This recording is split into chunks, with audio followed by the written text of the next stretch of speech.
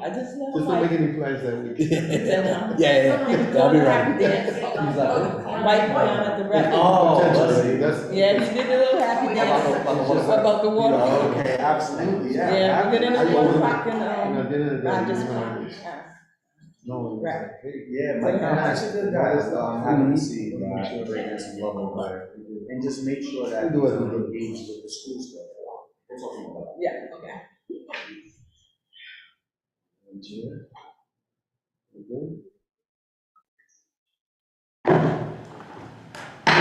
Good afternoon, everyone. Today is April the 17th, 2023. We have joined right now the Urban Redevelopment, Renewal, and Planning Committee. Madam Clerk, please call the roll. Chairwoman Harris. Present. Vice Chairman Bouchardo. Present. Councilman Gonzalez is absent. Councilwoman Graves. Yeah. Councilwoman Vargas is absent. We have 3 present and 2 absent. We have a quorum. Thank you. Let the record show that Chairman, our Finance Chairman, Anthony is here with us tonight. We also have Mario Martin, and we have Emily Freeman. And our lovely clerks as always, and then we have Cal Delgado, who has been a part of the committee. We even have Gina Costa in the room. That's awesome. Madam Clerk, could you please read the first item into the record? Communication from His Honor the Mayor dated March 31st, 2023, submitting the Community Development Block Grant Budget for Program Year 2023-2024. The following has been invited for an overview. Emily Friedman, Director, Division of Community Development, Department of Planning and Development. Thank you. Right now, I would like to entertain a motion to substitute item 1 on the agenda due to a missing page. May I have a motion, please? Make a motion. A motion has been made by Councilwoman Gray, second by Councilman Machado. All in favor? Aye. Aye. Any opposed? Motion passed. At this point, I also like to ask for a motion to enter Exhibit 1 into the item. We have a copy coming around of the substitute, and then we have Exhibit 1. May I have a motion, please? Make a motion to. Motion been made by Councilwoman Gray, second by Councilman Machado. All in favor? Aye. Opposed? Motion passed. At this time, we are going to hear from Emily. She's going to give us an overview of all of this information she passed out. And I think, did you get it? I have Okay. Thank you. So, Emily, you have the floor. Good evening, Emily Friedman, Director of Community Development, Department of Planning and Development. Pleased to join you this evening to present the proposed CDBG budget on behalf of Mayor Smiley. As a high-level overview of the process we're going to undertake and have been undertaking, this budget is going to serve as the 4th year of investment under our 2020 to 2024 5-year consolidated plan. The 5-year consolidated plan is developed and informed by community engagement, a detailed market and needs analysis, and review of access and barriers to fair housing and community development needs in the city. After we identify and establish those community needs, we are then empowered by HUD with the responsibility to select the highest quality services meeting our community priority needs for the best price for these dollars that we receive on an annual basis. So, because of the high demand for the funds and the many community needs that we have, we release a notice of funding availability once annually. That request for applications was released in February, and we received 88 worthwhile proposals. That is the list, the spreadsheet we have in front of you all. So, of course, we have to make some very difficult decisions due to the tremendous level of ask and our limited availability of funding. Our funding, for everyone's awareness, is approximately level over the prior year, which means we are still significantly overprescribed the level of applications we received. In total, the spreadsheet before you includes $18 million in requests, of which about $12.4 million was under the CDBG program. And we have under CDBG about $4.1 million to distribute. So the initiatives that you will find identified within the mayor's proposed CDBG budget include the provision of basic urgent needs, such as food and childcare, homelessness prevention and response initiatives, case management and harm reduction and public health initiatives, youth education and after-school programs, job training, the creation and preservation of affordable housing, small business supports, infrastructure improvements, as well as critical improvements to facilities serving the basic needs of a variety of populations. So additional considerations taken into account when we created this budget. We must continue to emphasize clearly defined projects that are ready to proceed. We must have a direct line between the investment we are making with these funds and eligible clients being served. For the CDBG program, this means direct service to low and moderate income clients, and any spaces or facilities we improve must directly serve clients. So for example, we are unable to fund things like nonprofit capacity building, administrative offices, or maintenance activities, for example. And then of course, in order to be fundable, the project must meet what we call a national objective and be eligible under the federal regulations. Our goal as a group will be to work collaboratively to get this budget into a final form. It must then be passed by the council twice. Then we proceed with the HUD-required submission process, which is incorporating this budget into a larger, what's called annual action plan. This is the format that's prescribed by HUD. We then develop this large narrative plan, which must be put out for 30 days of public comment and an additional final public hearing before we can submit to HUD and contract for the funds. So our goal is always to endeavor to have all of these steps completed and HUD's approval in place by July 1, which is the start of the new fiscal year. So before you all, you should have a copy of the mayor's draft budget as well as the spreadsheet list of applications. I apologize again for the need to do a substitution. The final page of the budget, which includes our ESG and COPL funds, was inadvertently left off due to an error in the version of scanned online. So if there aren't any questions at this time, I'll proceed to walk us through the draft budget. Is there any questions for Emily? Just had a quick question. No, go ahead, please. Point of clarification. Sure. Are you gonna reference this document too? Yes. And these are all the submissions? These are all the submissions, as well as there were a few proposals. We typically do a survey, group survey of department heads to see if there are any internal initiatives that rise to warrant prioritization under this particular budget. So this is all of the outside applications we received, plus the handful that we received through the various city departments. So you'll see recommendations in here from the planning department for our home repair program, for sidewalk initiatives, as well as from the parks department. And are those all mixed in, or versus is just separated too? They're mixed in. It's all, everything's alphabetical by category. Thank you. And you will highlight those are the ones that were submitted. Yes. Thank you.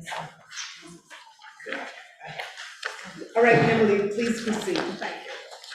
So the good news is that this year, unlike in past years, we actually have received our set allocation figures from the federal government. Some may remember in prior years, we have had to use a estimated or hypothetical budget amount. In this case, we know that we are receiving for the CDBG program an allocation of $5,210,622. And that is not subject to change. We know that this is the final we are receiving.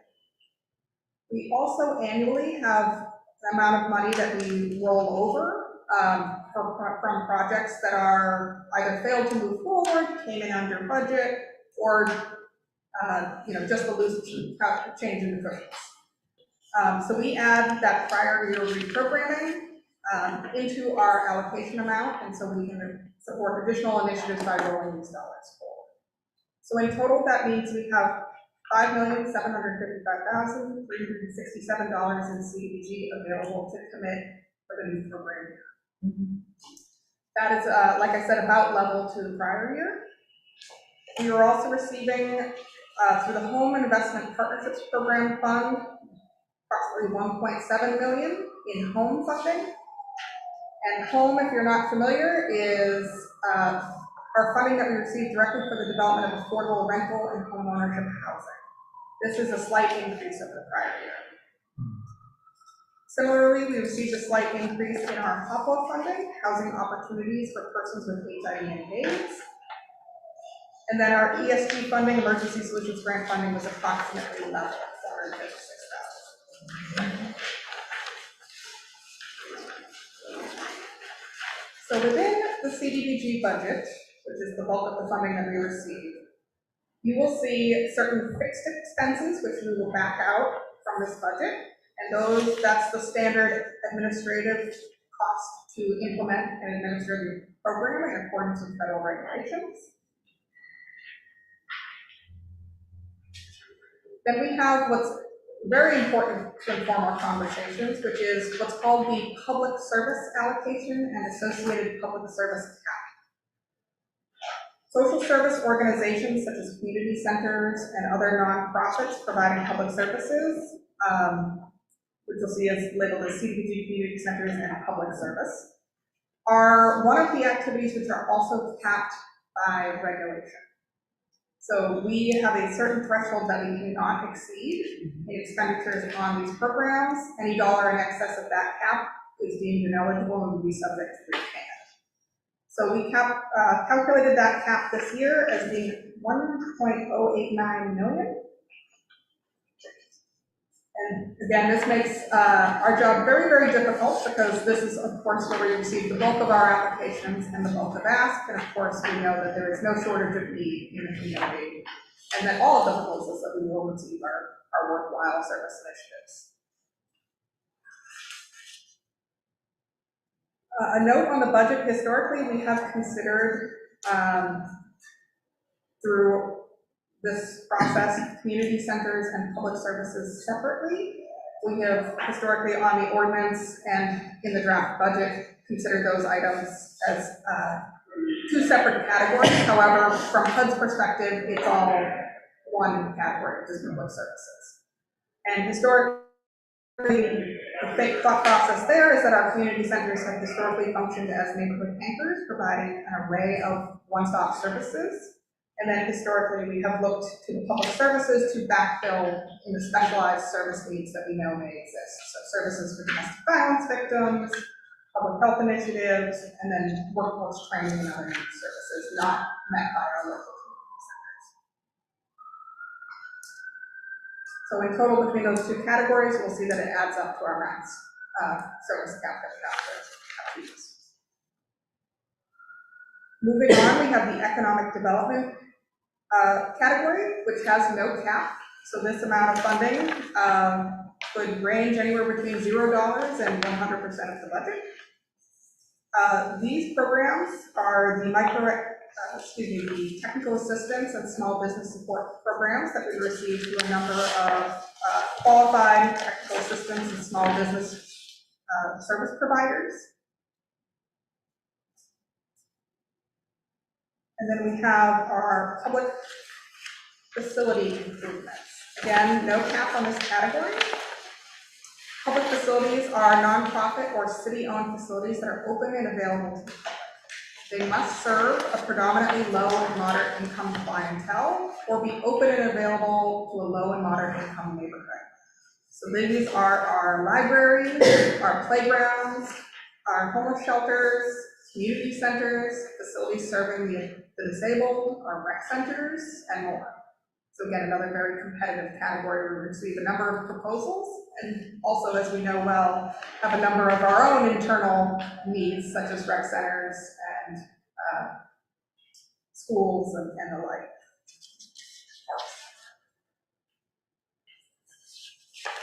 And then also critically important at this moment, the CDBG housing budget. Again, there is no cap on this category. Through CDBG housing, we can fund the development and preservation and rehabilitation of housing, both development for occupancy as rental or homeownership, as well as improvements to owner-occupied properties through our home repair program. And then finally, you'll see a category with placeholders for what we labeled the neighborhood investment strategies, AKA the board accounts.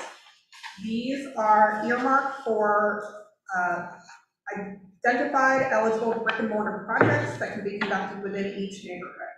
So prior to the passage of this budget out of this committee, we will need to make a further substitution that identifies those projects and incorporates them into the final ordinance format. So our friend here, Kyle Delgado, has been in touch with most of you, and will continue to be in touch with you, as will I potentially, to work to identify eligible projects for your next fiscal year's funding. And of course, both myself and any department director that's applicable can offer a menu of suggestions if you're looking for suggestions for the utilization of these funds. So our hope is to be helpful and supportive in any way that we can. As I mentioned, we need to have the identified projects before passage out of this committee so we can build into the action plan for HUD's approval. If we haven't identified the projects, we wouldn't be able to garner HUD approval on that. So our goal, if we're sticking to the schedule that we have mapped out, would be to pass this budget out by the May 12th docket deadline for May and June city council passages. Because again, we're looking to have all of the steps completed by July 1, the start of the new fiscal year. So additionally, within the budget, as we touched upon, there is funding identified through the Home Investment Partnerships Program, the Emergency Solutions Grant Program, as well as our HOPWA program. An important note would be for the HOPWA program, this is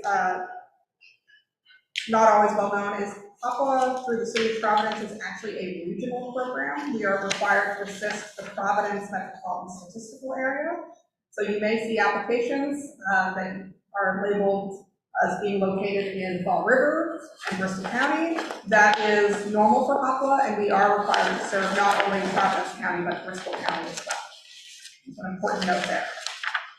And then with an emergency solutions grant, at HUD's recommendation, we participate in what's called the Consolidated Homeless Fund Consortium, which allows us to provide a one-stop funding opportunity to homeless service providers in partnership with the state and other Rhode Island entitlement communities. As I'm sure you can imagine, $456,000 is not anywhere close to the amount of money it takes to support the needs of our unhoused community in the capital city. By participating in the Consolidated Homeless Fund, we are able to leverage an additional anywhere between $10 and $20 million of state and other resources, and it enables us to match these dollars. There's 25% match, non-federal match requirement. So just wanted to make that note on those other line items in the budget.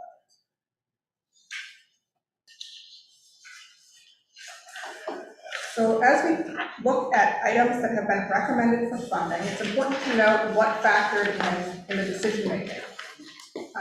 If you're not familiar, we have a well-established web-based application system to solicit the very many proposals that we received this year. Once we receive those proposals, we then evaluate them on the following criteria: the number of clients that are directly served, priority, access and equity, whether these services and facilities target areas of concentrated poverty and HUD priority populations, whether the agency has the capacity and expertise to execute on not only the project that they're serving to execute, but also with federal grant funds, how they've done with previous awards, past performance, and compliance with federal requirements if they are a repeat grantee or a repeat applicant, whether or not the activity will conform with our 5-year consolidated plan goals, and whether or not, while this is not a procurement process, we are still looking to ensure that anything that we are funding with public dollars is both cost reasonable and effective, so that there needs to be that proverbial bang for the buck.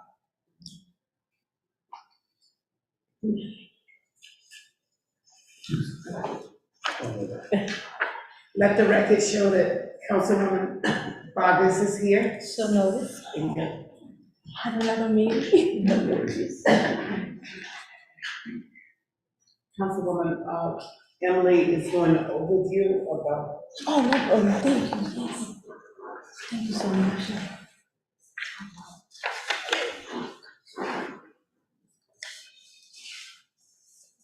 Continue, please. Good evening. So, while we're rating applications, we are looking to ensure that they meet basic thresholds for eligibility. And then we do a further comparative analysis between like categories of activities. We must also, with any federal funds, do a risk analysis of any potential sub-grantees to ensure that we are making an effective and low-risk investment of federal dollars. So within this cycle, we are continuing to shift to more impactful investments that boost our program efficiency and our impact. So what we are trying to do consistently is shift the nature of our investments away from many small dollar grants of, as we know in this period of inflation, marginal and diminishing value and impact, to a smaller number of larger grants that allow for more transformational place-based projects, improve quality of life, or service projects that really impact underserved areas.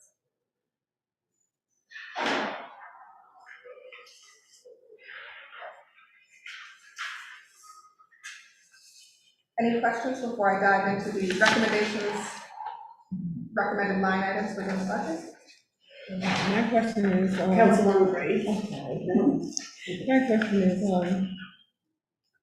you're taking, I understand the reasoning for, putting money into a bigger project or more money into it, but how many people are getting lost in the shuffle that may not make it into the next money's coming? How are we evaluating this? Because it sounds like we may be losing a few, or many to save one. I don't know if that's feasible either, so. I would say as a general note, we find that if a grant is going to fall below $10,000, it stops being a wise investment of federal dollars. So it's 10,000? Okay. Yeah, so we've really said if the floor gets to a point where we're cutting somebody below 10,000, then something like the Dexter Donation Fund or a smaller pool is more appropriate. I'm not going to lie, try as we might to provide as much technical assistance and make the process for our grantees as easy as possible. A federal grant is not an easy lift. And so there's a certain threshold where perhaps, you're asking for a lot of staff time and reporting for a very small dollar grant. And so it's a bit of a trade-off. And historically we found below 10,000, it's, not the wisest investment. Okay. And that does mean if we are level funded or in a situation where our funding is decreasing year over year, we may have to shed one or two grantees because of that.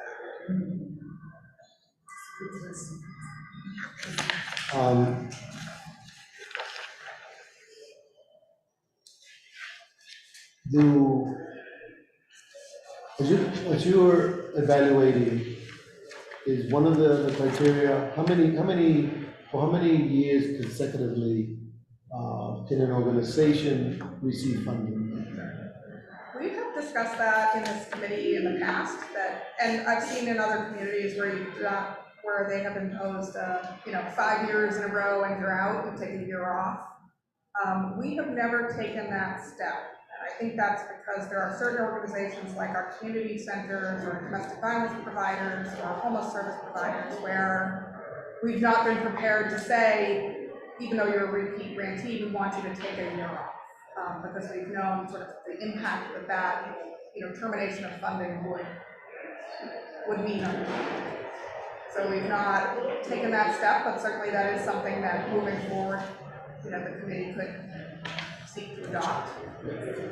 And when you say we, it's the committee or the administration or as a whole, who makes those recommendations? So that would be us collectively, the administration, the committee, and staff, that we need to communicate that in advance of the RFP, so that organizations would know, if we've imposed to say 5 years and you take a year, 6th year off, that we would advertise that as part of the RFP, so organizations would not be, filling out an application only to be denied due to a policy change after the fact.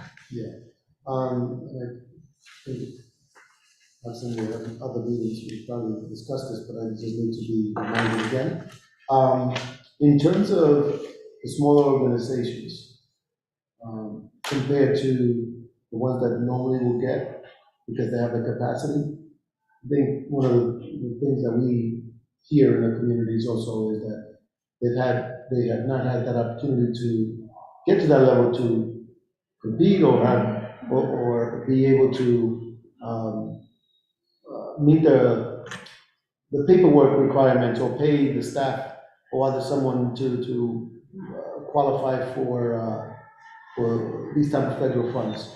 Do we or do you see a way that we can help these smaller organizations get to a level of capacity in the future versus, these have more capacity as they've been around for a long time, they have more staff, more money. So that's my question in essence, as you were going. Absolutely. Yeah. Absolutely. It's a bit of a tricky issue in that, because HUD is, with public service organizations, looking to buy service and not necessarily do nonprofit capacity building, we are looking for the highest capacity grantees possible through this process. But of course, we also recognize that there are gaps in our social service delivery system, that there are many worthwhile organizations that can benefit from capacity building. And so as a result of that, my understanding is that the administration has issued an RFP for ARPA dollars, which have a little bit more flexibility for nonprofit capacity building, organizational capacity building, which I believe is out now. So many organizations will be taking part in that, and those dollars are really about staffing up and filling those gaps to allow them to be better positioned to rise to the occasion and access funds in the future. And I know United Way and Rhode Island Foundation also have a similar investment strategy where they are willing to use private philanthropy to boost capacity of predominantly, I would say, more grassroots and BIPOC organizations. To your knowledge, part of those funds, are those the same funds that were reverted back from the mentor RI kind of, let's say not the mentor RI, but the second pot of money that was out there, and that in the finance we held it back. Are you aware of? Do you know what part of money the administration is put out the RFP, or if someone else could answer it? I think that's a follow-up question. I can get to the right person. I just wouldn't want to commit to something and give you misinformation. So I would, yes, but I know exactly what you're talking about, and I just don't want to misspeak as to which pot specifically it came from. That's if you could find out. Absolutely. Thank you. Was that ARPA funds that were? Yeah, there were ARPA funds. Okay. So the question was, are there additional ARPA funds that are being used for the RFP, separate from the ones that we said, let's put that out there again as an RFP? Or we're talking the same money? Yeah. That's what and I know that, Gina, well, you might have some knowledge on that. I can look into it. So your question overall is the funding for this community-based training coming from defunded ARPA dollars? Yes, to a certain degree, yes. Emily and I will work on That'd be good. Okay, Councilman, she will get back to you. And I'm just going to say, I think we've hopefully made it pretty clear that those we need to hear about, which rather than, they shouldn't be reallocated certainly before we understand, what they are, because those ARPA funds need to be a separate issue as far as I'm concerned. So, thank you. Emily, I somewhat I totally understand what the councilman is, speaking of, because I know at one point, we had brought up a conversation about, I want to talk about the home repair, if that makes it easier to talk about it. The home repair, I know there is opera money that is going to be spent on the home repair, different from what we get from what we've been able to put in the budget. Is it any way you can speak on that one? I can say that there were, in the second ARPA ordinance, there was $3 million set How much? aside. I'm sorry. $3 million Three. set aside for home repairs. Mhm. That was a recommendation that came out of the ARPA task force, as well as was recommended by staff, and I think a collective recommendation. There was a notice of funding availability for that issued towards the end of the fall. That's currently under review by the new administration, so we're hoping to have news on that fairly soon. Again, one of those ARPA line items Yeah. where discussions are ongoing.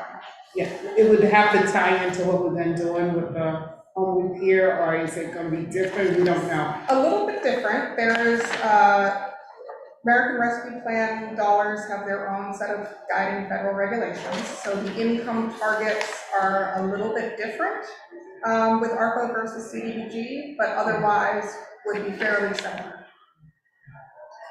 And I was speaking from the CDBG housing, a line item around, Councilwoman, a line item around home repair program. That's big for us as council people, that's big for us, so we want to make sure that we pay attention to that. Yes, and I can certainly say on the home repair line item in CDBG, that is a program implemented out of the Community Development Division that we know is consistently overprescribed and that there's no shortage of demand for, and so sort of regardless of what's going on with ARPA or other home repair dollars, we recommend that it continue in CDBG because we certainly know that there's no shortage of people. So glad to hear you say that, Emily. I'm happy to hear that. I think we, as council people, have been really good about whatever we can put in that to increase it, because we do know if we can save people in their homes, and like you said, it's really overused. So if we can get more money, it'd be great. Okay, I'm sorry, continue, please. No, please. Any other questions? Any other questions? Please continue. So within the CDBG budget, going through the line items, you will see that we recommended to keep the community centers at approximately level funding over prior years. This is reflective of the tremendous work that most of these organizations continue to do. The local community centers in our neighborhoods provide child after-school and before-school childcare, early learning. Most operate food pantries, and then nearly all provide basic needs support services. So they're sort of your neighborhood anchor institution that can provide a multitude of services, employment training, senior meal sites. So these are very busy organizations that serve thousands of clients per year, and our recommendation was to try to preserve their funding to the best we could. Question. Councilor.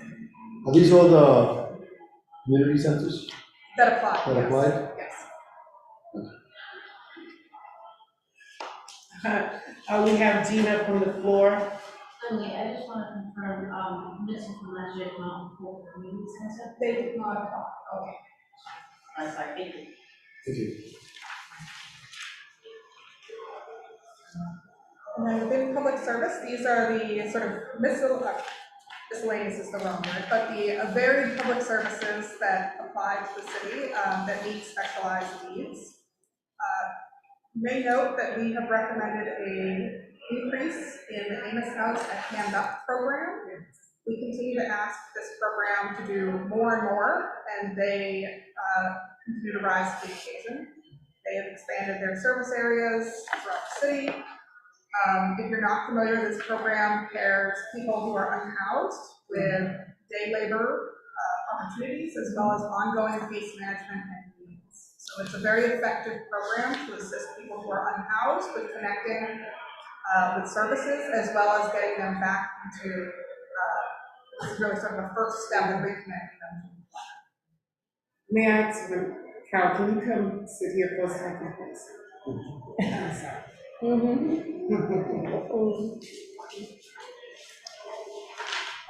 I'm sorry, Emily. I wanted the councilwoman to be real, because this is the first time she's seen this budget. In all fairness, me and the councilman. So I want you to make sure she's with us. Oh, Yeah, on your pages, yeah. no, I'm the pages. Okay. The thing is, you know, I come late and I listen. That's And all right, also, you'll be all right. He's gonna be with you. We sit down together and he explained a little Beautiful. bit, yeah. That's what I wanted to do. No, I asked. Yeah, very good, thank you. Yeah, you He's know, very right. nice to visit us all. Yeah, he's good. Yeah. All right, Emily, I'm sorry. I just wanted to make sure that we were all together here. No, please. So by and large, these are organizations that I think everyone is familiar with, but certainly please flag if you're not familiar with any of these organizations or the work that they do. I would say the noteworthy increases were Amos House, the Hand Up program, who's continuing to expand their work, especially around Broad Street, to serve more and more clients effectively. And we've also, the mayor has recommended an increase in the Rhode Island Free Clinic. As a general note, there are two clinics, Rhode Island Free Clinic and Clinic Esperanza, that really have served our community exceptionally during the course of the pandemic, and in many cases have taken on hundreds, if not thousands, of additional new clients, uninsured or underinsured clients. And so as a result, we have recommended them for increased funding due to the increased levels of service that they are providing. They are also not receiving some of the rescue plan dollars that are flowing through specifically for federal community health centers. They are not designated federal community health centers like PCHC or other organizations. And so we have recommended, because they are coming off of our CARES Act dollars, that we transition them to CDBG dollars. Because they're really tremendous organizations providing life-saving services. We have also recommended for slight increases Sojourner House. As you may be aware, domestic violence services and needs have skyrocketed during the pandemic and have not come back down. So we have recommended increases to address the additional case management loads and demands on their services.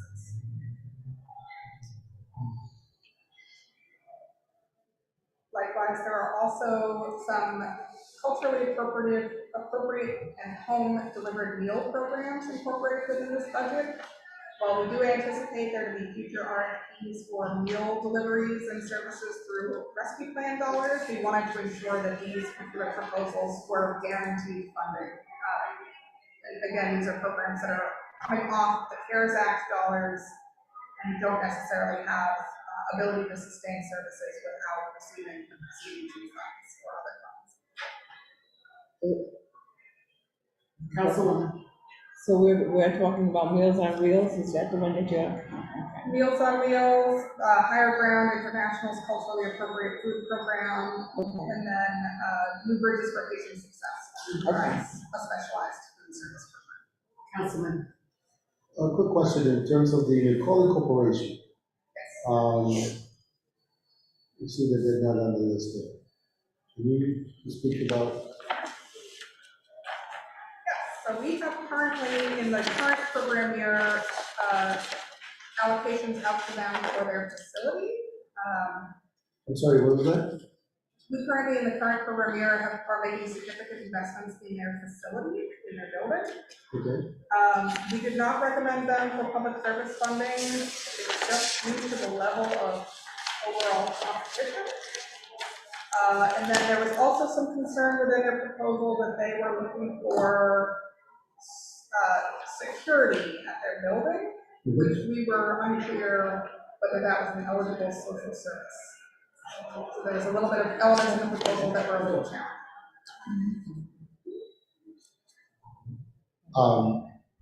Did they clarify or anything like that, or?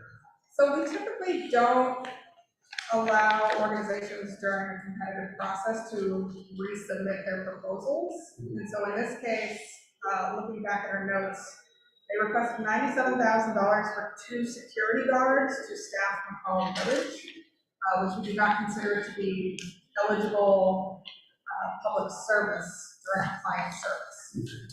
Additionally, we are providing, I should note, $82,000 in ARPA dollars were just approved for operating support from Macaulay Village, so the same facility.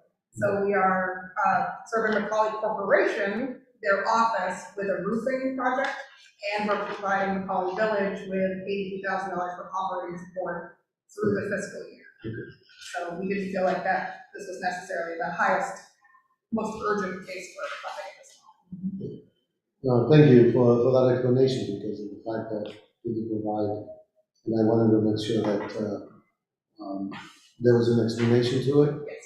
Versus, because as the way it reads here, like any other proposal, all these organizations provide a key and important service, but it gets lost on the specifics of the request. So you clarify that.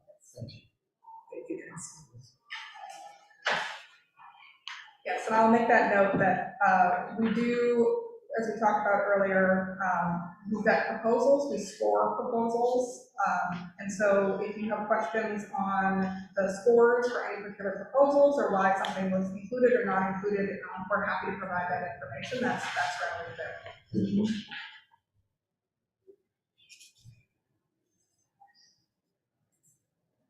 So moving on, we, unless there's any other questions on the public service category, we'll move through economic. I do. On public service, Yes. Councilman. Again, same line of questioning in the sense of just nonviolence institute. Yes, so similarly, the Nonviolence Institute is a recipient of our ARPA nonviolence funding through the first ARPA ordinance, and those funds have not yet been spent. So again, sizable investment was made, as the council may recall, through that first ARPA ordinance for nonviolence, and this was one of our ARPA categories that is significantly underspent. So we did not feel like, given that very robust pool that's already available and underspent, that it made sense to use CDBG for a similar investment. Councilwoman Vargas. Only a question. For the Amo House, been doing good service for many years. Do you think it's possible, I know we have a budget, but it's in different ward, for example, my ward, 7, so we can have another Amo House extended? Because sometimes people doesn't know we have a lot of services over there in the south. Is it south? South Providence. South Providence. So this is only in the South Providence. Oh, So, Amos House? yes. Emily, can you speak on that a little more? I think they spread their service. They're coming to call them. I think that's exactly how Yes, they absolutely. They're coming to call them. They've been all over. They went to Chad Brown. And they've been doing service there, wherever you call them, because that's what they want to do. Like Emily said, this is an opportunity for people to have dignity, even though they're cleaning the street, they feel proud, they wear uniforms. Sometimes you might even see the director, Arlene, just like out there, because she's hands-on. I mean, it's a great running program. I wish I would have invested when I first got into that program, when I first got here. I didn't know how successful that program was going to be. So, yeah. It's wonderful. Call them, Councilwoman, they will come, they will definitely come. Okay. Yes, we can coordinate and connect you with their staff to request that they come out to a certain area of your neighborhood. There's also frequently, they have assisted community centers and other nonprofits with cleaning up at their sites, so they are willing and able often to accept new locations, right? So, yes. And they're near that Narragansett, is that Narragansett Boulevard that goes near the highway that ends up on Cranston Street, that area. They're constantly cleaning over there because it's near the highway, the byway, so it's constantly a mess there. You ride by, you see them in the yellow jackets, That's who they are. Oh, Yeah, you might have seen them and not realize who they are. no. They're good, they stay together too. So, yeah, We'll definitely make that connection. yeah, definitely. Any other Emily? questions on public service? Going. All right, so our economic development category, again, these are nonprofit organizations that are providing technical assistance catered to very small businesses. So these typically are businesses that we would qualify as or consider micro enterprises, which are businesses with 5 or fewer employees, including the owner. And typically, and we see this very frequently in Providence, these business owners are also they themselves very low income.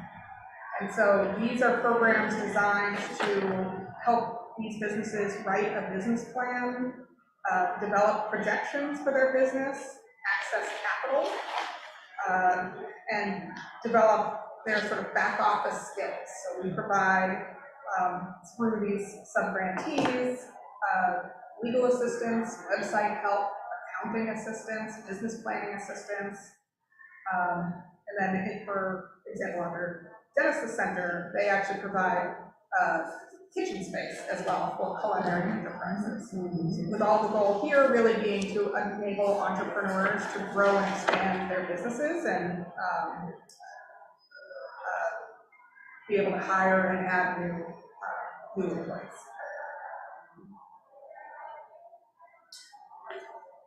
Is everyone familiar with these organizations that are recommended? Yeah, the Genesis Center, yes. Yes. I say yes. Because my daughter went there for the culinary school. Yeah, and also she learned to cook. These are very successful programs, and for most of these are repeat grantees, and then we recommend to continue the programs because we are able to measure the impact with these organizations. The number of, for example, design businesses that were able to add product lines or hire new staff. Businesses that have gone through RIBA's program that are able to launch new websites and take on new contracts. And Genesis Center, new culinary enterprises that are launching new product lines or opening their own shops.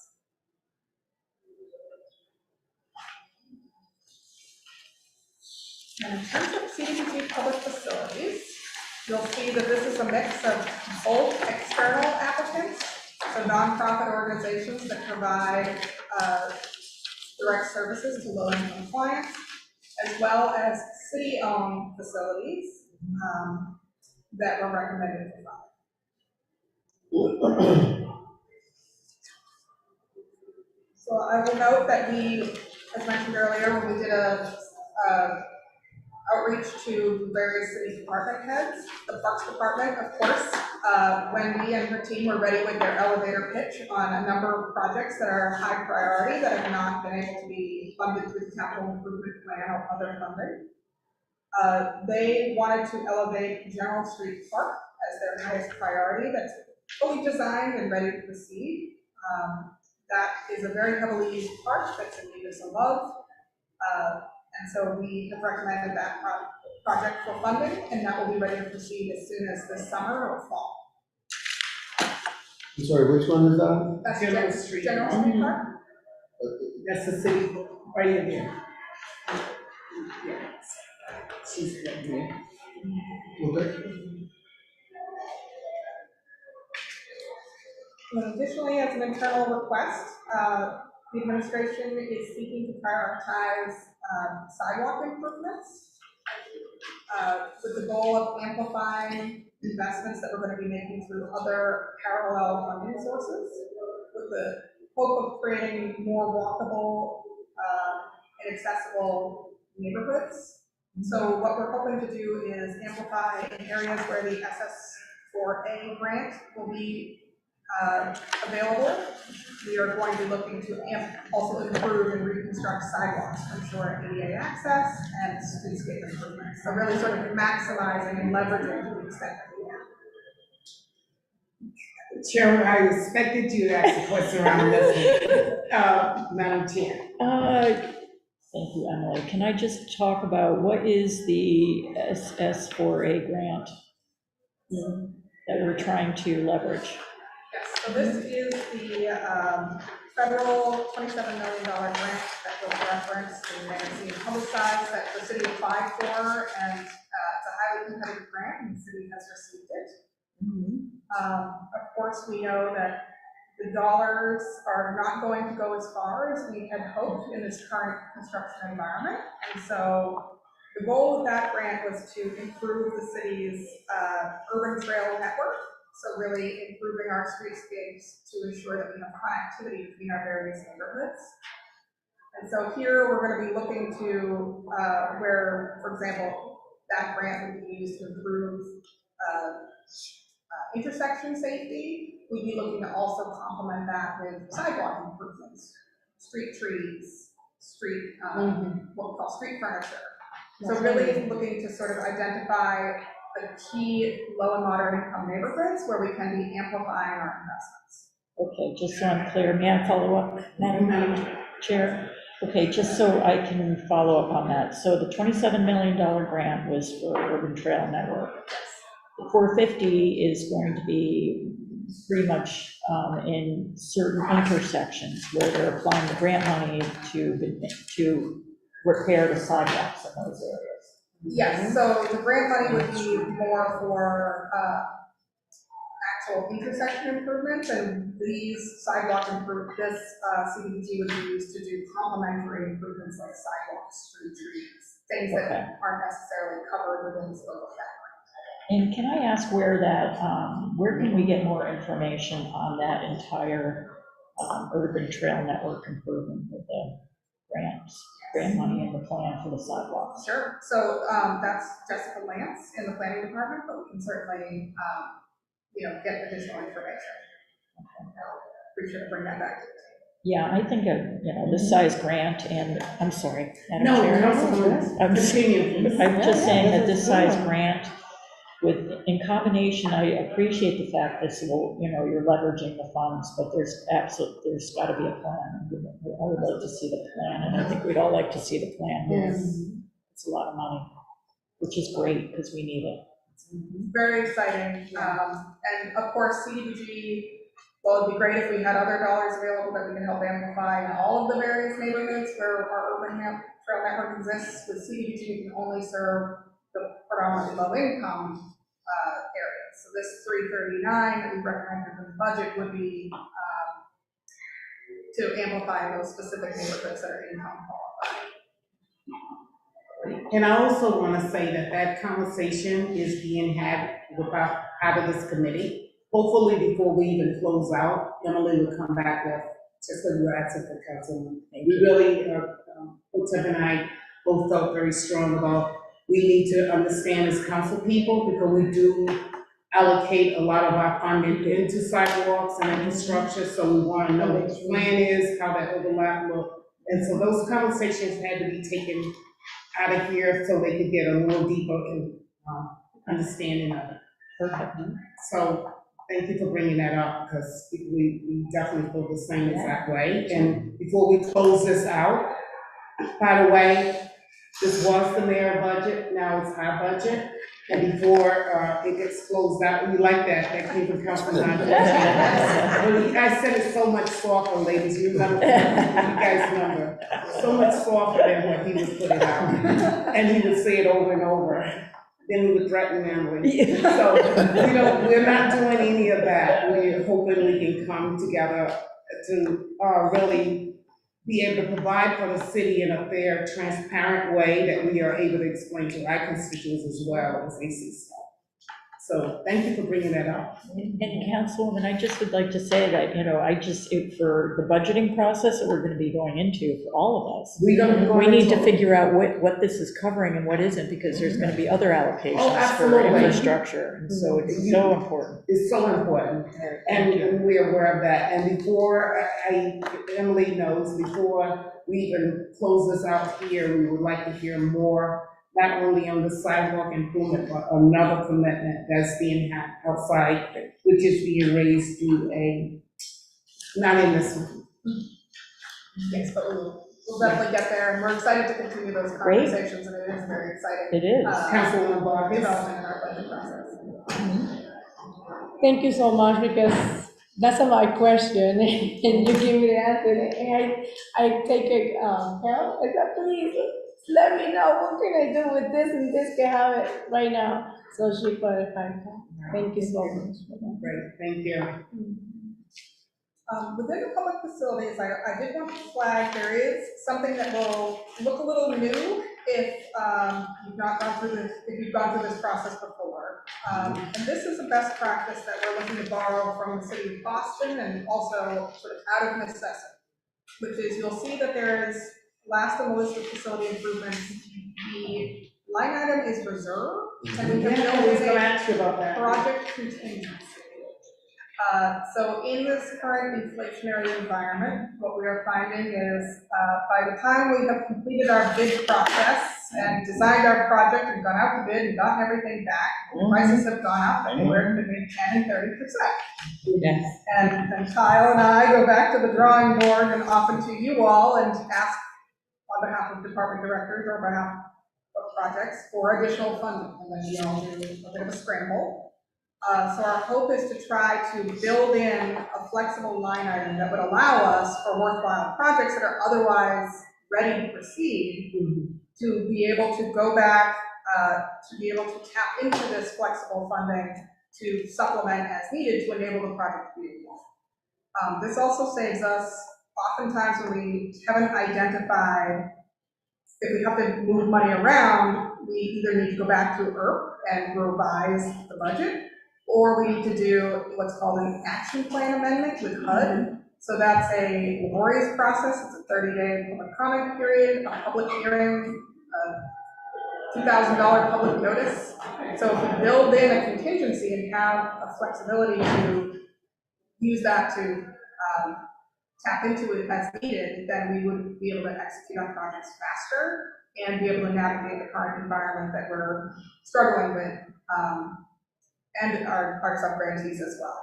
But, you know, by the time you've applied for your project, just to put it in perspective, you apply for your project in February, the money doesn't arrive till August, say you get it out right away, you're still close to a year from when you initially estimated your project. As we know right now, you may be anywhere between 10 and 30% higher by the time your project's actually ready to start. So this would give us some flexibility that we don't currently have. So Carol, I may want to piggyback off what she's saying, and then Councilwoman, I see your hand.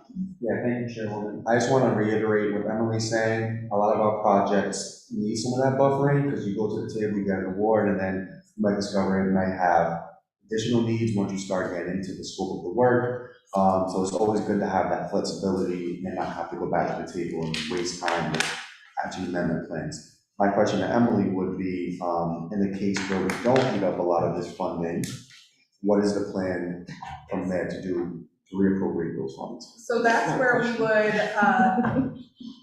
I fully anticipate that we're going to use a good chunk of this based on the current environment. Anything that we don't use goes into that reallocation balance through the next year. Or if we feel like, hey, this 100,000 is not going anywhere, obviously, always our goal is to get the dollars out on the street as quickly as possible. So as staff, what we often will do is if there's a cancellation early on, someone sends a grant or money becomes available unexpectedly, we will circle back with this committee, and the administration and council will typically find an alternative project so that we, and then we will do that action plan amendment to program the dollars. We don't want dollars sitting unused for a year. Absolutely not, but we have many mechanisms to reprogram if necessary. I suspect that we will not need to. Yeah, but thank you. Thank you. Chairwoman had to step out for a few minutes. Anyone else? Did you have a question? No, That's that okay. that was my question. Yeah. Any other questions?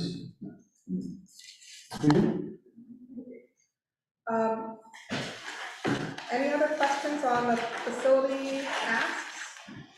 I just for recap, the ones that are here that were not funded, and it was put forward in essence by the administration and so forth. Any foreseeable funding coming along that we may tap into, or? Any- So Thank you. wanted to continue to include them on this sort of menu of options as folks are considering the use, council members are considering the use of their neighborhood infrastructure funds as well as the award accounts for CDBG that I think the Parks Department is excited and ready to proceed on any of these on this list. And then certainly I think we should continue an open dialogue around the capital improvement planning process and any other funds that might become available. Because this is a suite of activities that the Parks Department is ready to execute on, but for the funding. Thank you very much. Any other questions? You may proceed. So moving into the CDBG housing, as we've already discussed, the home repair program has been recommended for renewal. We receive typically usually about 5 calls a week from homeowners who are seeking assistance through this program. If you're not familiar, our home repair program funded through CDBG provides deferred payment 0% interest lending to low and moderate income owner-occupied homeowners. So typically we are functioning as an emergency repair program due to the level of demand for the program. So this is when your sewer line fails, then it's your responsibility. When your roof fails and your insurance is threatening cancellation. When your furnace breaks in January during the coldest part of the year, the CDBG program has been the source to assist people who don't otherwise have the funding available to meet these critical repairs. So this 275 will probably serve about 25 homeowners based on our average loan amount. And so of course, obviously the need in the community is far in excess. So I'm sure we will continue discussions around rescue plan dollars and other sources that might be available to supplement or run parallel.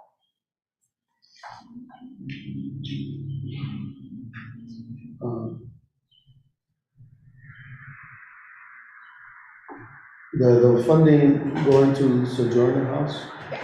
right? There's 2 of them. Yes. Total of $550,000. This is in addition to the other money that they had. Correct? Am I talking about the same? So Sojourner House is recommended in the budget as a public service organization for the services they operate at their drop-in center, as well as the rental assistance that they provide to clients. Yes. And then this is actual housing development. Housing development. Okay. Yes. So they are seeking to rehabilitate a property on River Avenue, which is a 4-unit property. Okay. And then a property on Inkerman, which is a 3-unit property. You will see this is not their full ask. However, we do anticipate that these projects will be eligible for the city's lead program. And so there is additional funding that we may be able to provide outside of this process to support this development of these housing projects.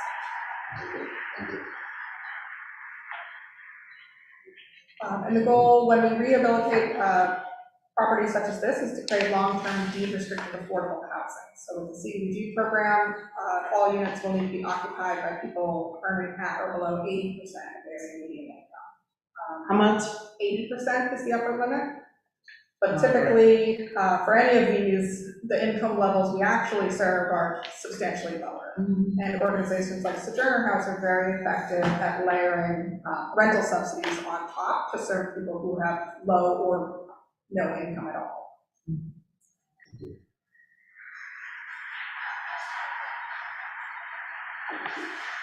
You good? She's going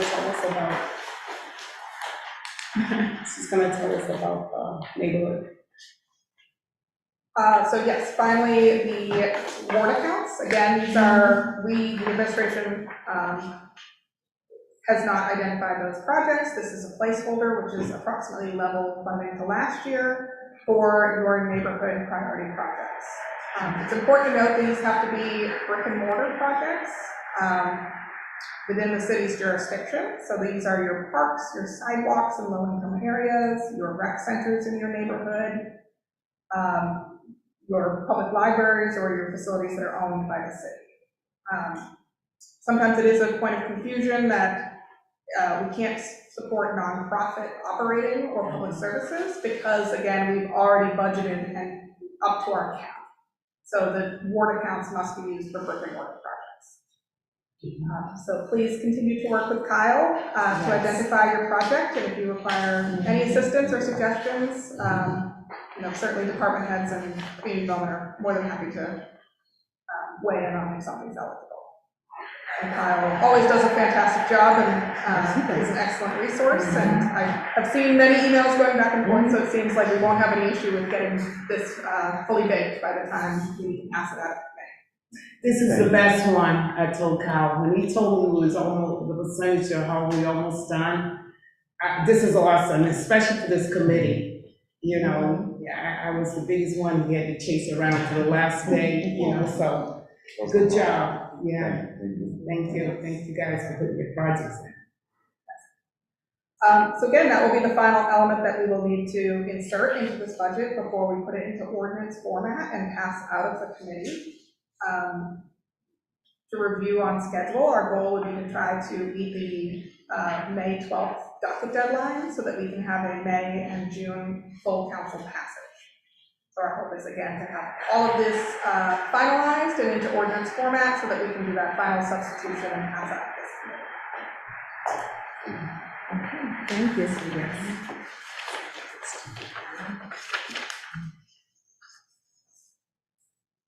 Is that it? I think that was a Okay, lot. well, that's a lot, and I know you'll be back to continue to speak with us, and Cal is available, and Chris is available.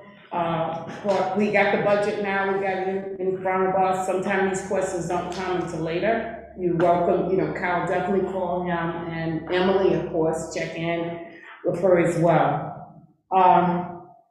And I think we've done really well tonight, so if there is no further business before this council, I would like to entertain a motion to continue this. Make the motion to continue to the date? Yeah, for another date, which is Wednesday. We'll be back at the table. It can be continued to This Wednesday. Wednesday, to this Wednesday, coming back to the table. At second, so I have a motion to continue to Wednesday. We're coming back at the table Wednesday. So it's been voted and second. All in favor? Aye. No opposition, so I will be back Wednesday. We will have some of our organizations, so you get to see where that money gets spent, how we're working, so we get excited and listen to them and talk to them. So come prepared for whatever you want to hear from them and talk with them. Okay, so let's continue our work. Now it becomes our budget and we gotta get it ready. Council, Madam Clerk. Make a I motion. make a motion to adjourn. So moved, second, and I made a motion. motion been made and second. All in favor? Aye. We out of here. So we're running over there to see what happens. Thank you so much. Yeah. Celebration right now. I hope they got cake, all that noise. I was gonna say, they've been partying for a while. They've been partying for a while, they're shooting some cake.